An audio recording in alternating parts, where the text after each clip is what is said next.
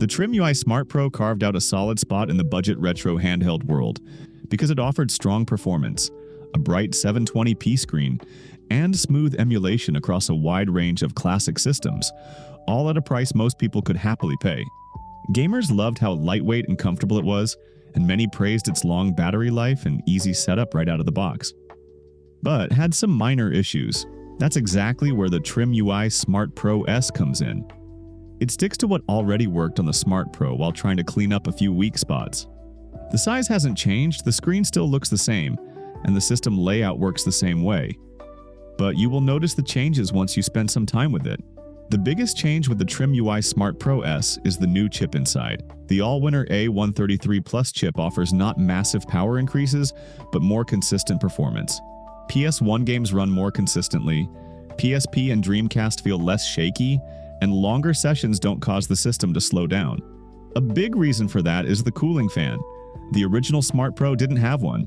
It keeps heat under control and helps performance stay steady. This alone makes the Pro S feel more reliable than the original.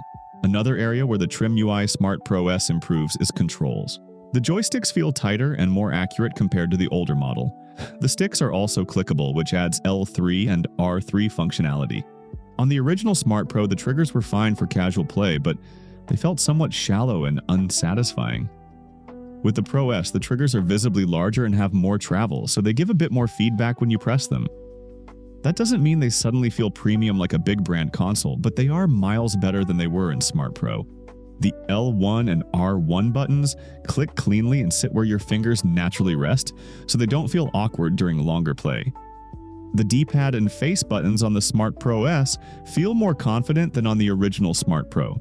The D-pad sits a bit higher and feels easier to press cleanly, which helps a lot in games where precise directional input matters. Face buttons are quieter and feel more defined, making fast inputs feel easier and less mushy than before. There's also a slightly different click to them compared to the original. So overall, the controls in the TrimUI Smart Pro S are much more desirable than those in the Smart Pro. The Smart Pro S adds a dedicated home button and an optimized power button. These are minor additions that might not be listed in the spec sheets but are nonetheless important to have. TrimUI Smart Pro S handles classic systems without any trouble. Everything from 8-bit and 16-bit consoles up through PS1 runs well. PSP and Dreamcast are better than before, but still not perfect across the board. Some games run great, others need tweaking, and N64 performance improves slightly but still isn't the focus of this device. So you're not getting new systems here. It's the same games and the same compatibility, just running better than before. Speaking of compatibility, when upgrading from the Smart Pro, note that the Smart Pro S does not function correctly with older Smart Pro firmware or SD card configurations. Attempting to reuse these often led to crashes or Wi-Fi issues. The original TrimUI Smart Pro sells around $80 to $90, while the Smart Pro S goes for around $100 depending on storage bundles and sales. If you mostly play lighter systems, the original Smart Pro still does the job well and offers better value for the money.